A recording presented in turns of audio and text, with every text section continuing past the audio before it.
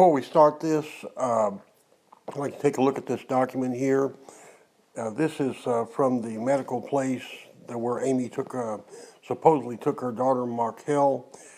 And her original story was that Markel had a rash or something, and there was confusion, and the evil state took the kid away from her. In point of fact, Amy was judged to be mentally incompetent, and the child was seized by the authorities, and she was placed in some kind of center or referred, and you can see that right here very quickly.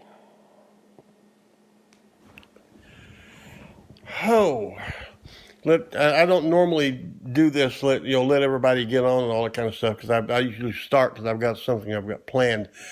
But this time I'm going to wait because I want to wait for some people to gather, because there's going to be a question and answer period. But while I'm waiting, I'm going to explain some things to you. Talk to Brother Theo. I'm up close and personal with my glasses on so I can read what you're doing here.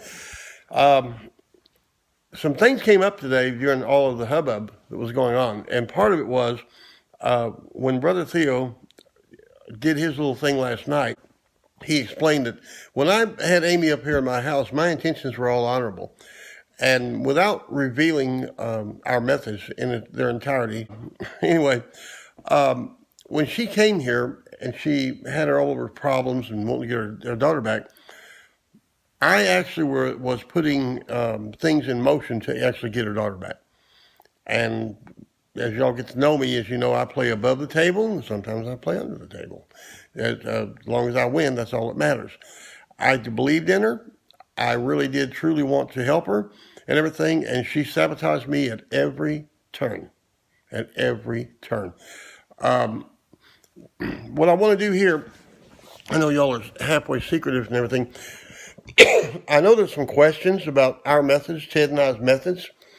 And if you will ask me questions, and that's why I'm keeping the phone close so I can read, I will answer any questions you ask me to the fullest of my ability. Now, frankly, there's some things that we did in Utah where the statute of limitations hasn't run out yet. And there's some things we did on here that are kind of shady, but I'll still tell you what we did and how we did it. The fact was, I did not sabotage Amy until she sabotaged me. And I hate this shed talk. I hate it. I do not own the building or the shed over there where her stuff was stored. I don't own it.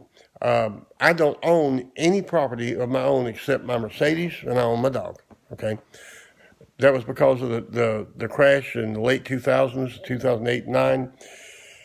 Once I hit bottom, when we rebuilt, I just made sure that I wasn't part of the rebuild. And that's I'm not going to be like Amy, post-traumatic stress. It's just I didn't want to be involved. I live a lot more freer life when I don't worry about money. It's as simple as that. We are still putting together, Brother Theo and I are putting together and I'm going to, when I say these things, I'm not saying them like she pumps herself up, very serious, very famous, but we are putting together a book tour. And we are putting together a website to sell our books. We are involved in motion pictures. We are involved in lots of things. We are doing all these things. Amy is not.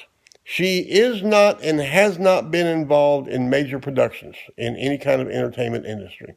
She was never a makeover artist for major stars. She might have met Barbara Bush at a rally, but she was never, in my opinion, could never be a makeup artist for First Lady Barbara Bush. That's impossible. That's insane. What Amy's doing, and this is, like I say, in my opinion, and I'm not trying to do a legal dodge there, it is my opinion. She's tweaking.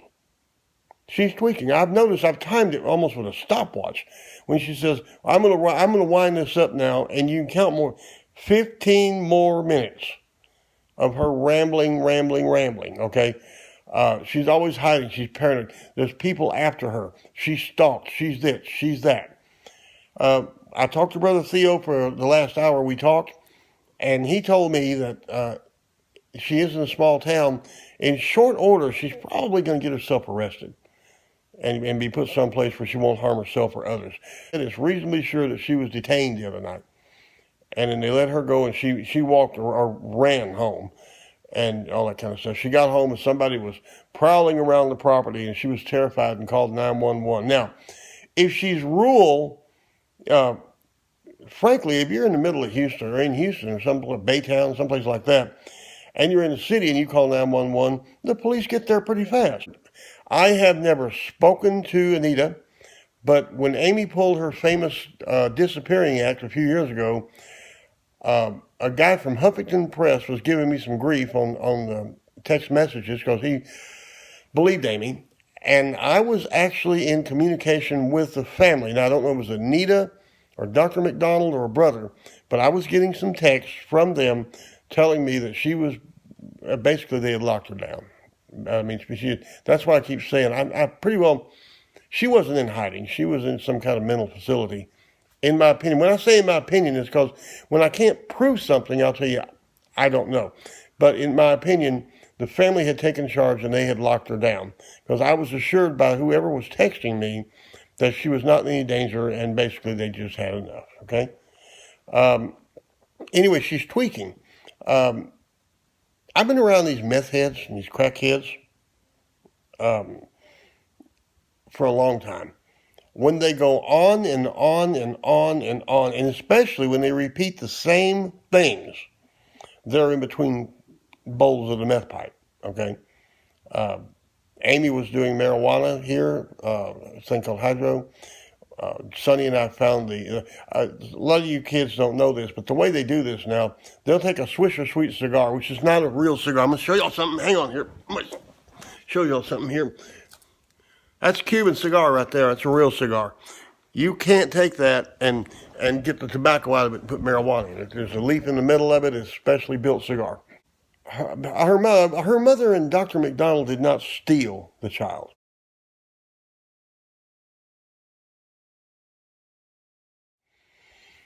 The child was being abused most of his life by just being with Amy, okay? That's the fact, by just being with Amy. And the reason that I'm hip to this stuff is my daughter-in-law, Jackie, and y'all know all about her. You've seen some of her films now and all that. She went from sugar to shit. She came out of Detroit literally living in a dumpster almost. She got down to Austin. She made good films and all that. And she got into drugs. That's what happened to Jackie. It's a classic Hollywood style story, okay? Even though she was in Austin, she got into drugs. And when she did, the CPS was all over her. She was arrogant. I stood by my daughter-in-law, just like I stood by Amy. You know, I've got that fault. I stood by Amy, I stood by my daughter-in-law, and the CPS just said, if you're going to stand by this girl, you can't be, until you get rid of her, you can't be around your grandkids. Okay? When she finally went to the West Coast, I had to divorce my wife. She adopted the grandkids, and now I'm in absolute good graces with the CPS. I cannot name the people, but I'm in good graces with the CPS. Have no problem. I think I'm still a foster parent. You know, still a foster parent. The CPS in Texas is changing. Like I have a good friend. I cannot name this good friend, but he is working within the department, and he's done miracles. She could be declared incompetent, or under Texas law, she could also be declared a nuisance. In other words, you're not going to hurt nobody, but you're just so much of a damn pain in the ass. We're going to put you in the pain in the ass place. Amy is crazy. She's certifiably crazy. Johnny's crazy. He's crazy too. They're both crazy. Everything that Amy's saying, all you can do is just listen to her. And what she does with her videos, what I think she's doing, when you make one of these, like when I finish this one, it will say post. Now, while you're watching it right now, you'll see it. But if I don't push the button post, it just goes away, and you only see what was live, okay? Well, you see what was live. And that's what she does. She knows she's full of crap. She knows that. So she rambles on, takes another hit off the bong, and all that kind of stuff. And then when she's over and she punches finish, she just never punches the word post, and so it's all gone. I met Amy in 2009, I believe. I was fighting CPS with Jackie, as you know, and she floated up. Actually, I believe it was on YouTube. It wasn't. Facebook wasn't that big a deal back then. It was a YouTube thing, because Jackie's attack on the CPS was YouTube based. She had made a lot of movies, a lot of video, and she was good at that. So that was how she attacked, and it attracted Amy's attention, and she got in touch with me. Her case was so convoluted that we couldn't make a lot of sense out of it, but we were kind of like black and white. If you were fighting the CPS, you were on our side, and that's how I met her. She wore my phone out. Eventually, we had a falling out because, Amy's always saying, wake up with a shirt on your back. Well, that's what Jackie and I did. Jackie and I lived alone in the big house down in Georgetown for 6 to 8 months together while we watched Rome fall around us. And then when it did fall, the kids were gone. I went to Southern California. She basically went to Oregon. And I can say that now because she has, said, okay, you can talk about it. Amy's saying she had disappeared. We didn't know where she was at and all this kind of stuff. I knew where Jackie was at. But Jackie didn't want anybody to know where she was at. She was fighting drug addiction. She was fighting divorcing my son, Timmy. She'd lost all of her five kids and one to boot. I got another granddaughter up in Cleveland right now. She had a full plate. Jackie Jo had a full plate. She's doing better now. Hope everything works out. Amy popped up 2013 or 14. I have to check, when exactly. She called me up, and what she said was, she really did say they were sleeping in the parking lot of a Walmart. She wanted to come up and stay with me. So I said, okay, there's no problem there. I got lots of room. Come on up. She was trying to get money to come up. Then she said, one night she said, as long as we buy coffee, we can sit at Denny's. We can stay there tonight. She told me her bodyguard had been killed, all this kind of stuff. When she actually got on the road, she called me and said, a miracle has happened. We've got all of my grandmother's stuff has been given to me, and I've got a truck and I'm on the way. Now, that's when I first heard about the truck. I thought, well, wow. She gets up here. I saw the U-Haul truck. I never saw what was inside of it. I never looked in the rear end of that truck. It never happened. Then, all of a sudden, she had to rush back down to Houston. I overheard them talking. It was something to do with drug tests and the DWI. Okay? Stephen was on me. We dropped this stuff off, put it off somewhere, whatever. And basically, Sonny's saying, why don't they just gas up the truck and take it back to the point of origin and then put their stuff back in storage? Well, they didn't gas up the truck and take it back to the point of origin because they stole the stuff. They couldn't take it back to where they had it because they stole it from there. That's simple logic. That's what really happened. Whatever went into the shed, I did not see as it went in. As it came out, I saw items come by as they went out. I didn't see anything major. Now I'm not backing up, but I'm gonna give Amy credit where credit is due. It was in a locked up woodshed with a master lock on it, right? My wife's deceased husband, Joe, had a drug addicted daughter who was a thief. To my knowledge, and I wasn't living in that house, but to my knowledge, it is possible that some of the stuff leaked out. And also, Davis moved in and moved out, so I picked up a couple of, but no major exodus of anything went out of the shed, because when Doug bought the house, it was still loaded up with junk, and that's why he emptied it. It couldn't be stolen, okay? If I owned that house, and she left the stuff there for up to 2 years like she did, just left it, and I moved some of the stuff into the house, like, I said, coffee table, to use it, that's not stolen. That's moving around the property. And under the property laws of the state of Texas, she abandoned her stuff. If I was that kind of a rat person, I could just call her up and say, hey, remember all the stuff you left? Well, I just sold it. Bet you ain't mad. Bet you ain't mad. I'm a retired realtor. I know property law. I have stood, and I'm not Amy talking no bullcrap here. I have stood before the Texas Real Estate Commission 12 times, 13. I just did it again within the last 3 weeks for a friend of mine, and I have won 13 times. I know property law. So I know when Amy abandoned that stuff, after 90 days, she no longer owned it. I mean, did Amy definitely steal it? That is speculation on my part, and here's how you come to that. Now, excuse me now, I am a Texan. Okay, hold on. All right. She got the stuff and she put it in the U-Haul truck. She drove it up here. All right. She went up, had to go back to Houston. I had to give them money for a bus ticket. The stuff was in the truck. There was no reason to remove it from the truck. If she had to go back to Houston with her $250,000 in valuable items, what would you do? What would you do? Would you leave it up here with a stranger you didn't even know? Or would you say, she said, I paid $250 a month to stay. Or would you simply take it back to the place where you got it and put it back in storage? What is the reason to leave it in Killeen, Texas? You have to ask that question. And that's where you get speculation. Why? What are you trying to hide? What's in that truck that cannot go back to Houston? So yes, it is speculation. She went in there and she took a lot of stuff that she didn't have a right to. I don't know why Anita did that. I mean, I don't doubt it. I just want... No, we're not... No.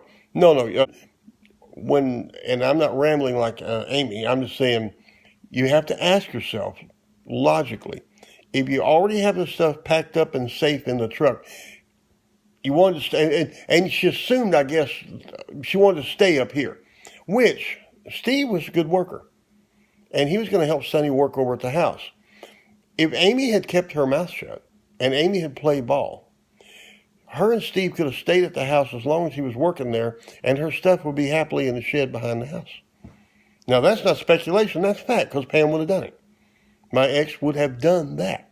You can stay there and everything, keep your stuff there and everything. That's what Davis did, the guy that said all women's is bipolar. That's what he did. He got evicted, he moved into the house, he was already helping repair it.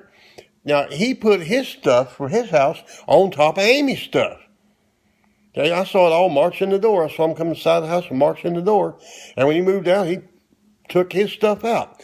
If he grabbed Amy's grand piano, I don't know. I wasn't there. Okay? Joe's tools were still in that shed. There were school desks in that shed. That shed's got a long life. In fact, before Doug bought the place, Ted was going to start a RAD center for children with reactive attachment disorder. And we were going to turn that into a Little Red Schoolhouse for little Red girls to go and go to school where they'd be safe and use the house itself for a therapy center. That shed's been around. It's not beautiful shed. It's got central air. Believe it or not, it's got central air. And the shed is zoned commercial. It doesn't have the same zoning as the house itself. It's actually got separate electric because it's zoned commercial.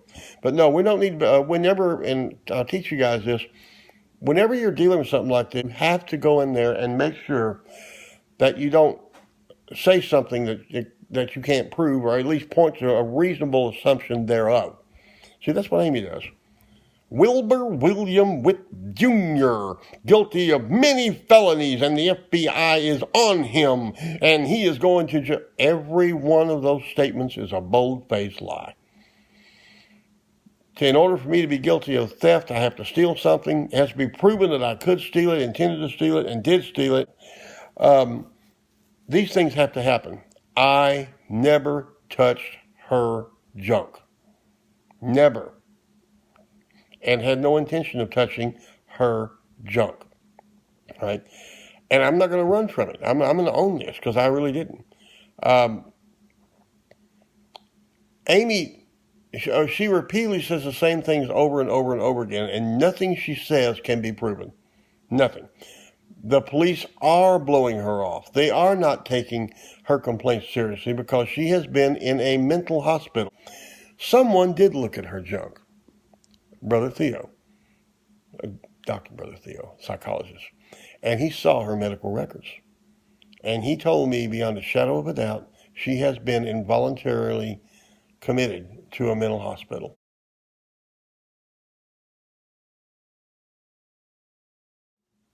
In her lifetime. And I said, how many times? He said, many times. Many times. She has a long history. And the police know this. When she calls in, they know that she has mental problems, and they might lose their temper occasionally, but mostly they nod and smile and give her a card with a number on it, you know. And then they file that thing over there in the cabinet that they're never going to look in again. Now, that's not speculation. That is fact. She is a known mental patient. Okay? But, and big speculation, I would assume her mother is enabling her by giving her chump change along to keep her fed. Obviously, this woman is well fed, okay? I mean, really. How many homeless people you see that's that fat? Come on, let's have a show of hands here. We got homeless people up here in Killeen, and they do not look like that, okay? And she's always bumming off with people and hanging out with people and all that kind of stuff. Eventually, what Ted told me, she's going to push the envelope too far, or she's going to go to jail or involuntarily committed again and everything. But that's what's going to happen. It almost happened within the last week. She almost got involuntarily picked up within the last week. Always got new clothes. Something. But now, here in Killeen, you can get clothes from the home or the food shelter, the food banks. You can actually get them from the food banks, so she could do that too. There's just so much about her. What irritates me is she won't sit down and talk. I have never tried to hurt Amy. Never. I literally had nothing to do with any of her stuff. I did put up that video because I was mad. Because she was hitting me constantly, and I did put up how one dumb bitch lost her shit. Because one dumb bitch really lost her shit. She kept pushing the button, and I finally pushed back. That little click went off in my head, and I said, here, there's a slap on your butt. I believe there's no photoshopping going on. When I took the screenshots, I took a screenshot. There were 4 of them. That's the real Amy. That's what she really looks like. I didn't Photoshop those pictures. That's her standing under the tree with a guy telling you can't come in. There is no big TV production. If that's a big TV production, this is a big TV production. Let me show you something. Look here. All right. Look how thin I look now. You see what just happened to my chin? I made 617 movies without Jackie. You see what just happened to my chin? You see what happened to it, right? She doesn't have any taste. She doesn't have any taste. She's not refined at all. Not refined at all. She took a crap in my backyard. She took a crap in my backyard, and that's a fact. But I've been through this before. The Utah thing was very complicated, and it's resolved itself now. But it was very complicated. I put up on your site today the first couple of segments of Saving Carrie, and as I put up more and everything, y'all need to follow that because that's some deadly stuff. The library, what you saw, I've lost the picture on my phone. I don't normally lose a picture, but I've lost this one picture I had. Okay, I had a picture of her sitting on the back porch of this house. And it was exactly like the library picture, okay? No, she did not what? That's what irritated and disgusted Sonny. As she finished taking a dump, she just pulled her jeans up and marched off like she had good sense. And she crapped right beside a statue of the Virgin Mary. And Sonny was a devout Catholic. And this Johnny fella, I don't know him, and I've heard his voice in the background. He seems to agree with everything she says. He probably really believes that everybody's after him, and they're targeted couple, and they're this and that. All manifestations. All manifestations. There's nothing real in that girl's head. There's possibly nothing going on in her head at all. And I'm not. And Ted and I, we're coming to Houston within the next 2 or 3 weeks. We're going to do some TV shows. I'm going to go down and sit on the set of Tommy's Garage. Like Amy says, Google it. Go on YouTube. Google Tommy's Garage. Tommy Atkins is a friend of mine. He's wanted me to come down for a while. And I'm going to go on Doc Green's radio show on American Voice Radio and everything. Google it. It's real. It's real. And then I'm going to go visit Crystal, who is my main publisher in Houston, who has a newspaper called The Damn Good Times, and she helps me distribute worldwide. Google her. Google, those are real people. And we'll be doing videos and photographs and all these wonderful things, all these wonderful things. Let her know we're coming to Houston. Now, between us here, we're not going to look up no Amy Sharon.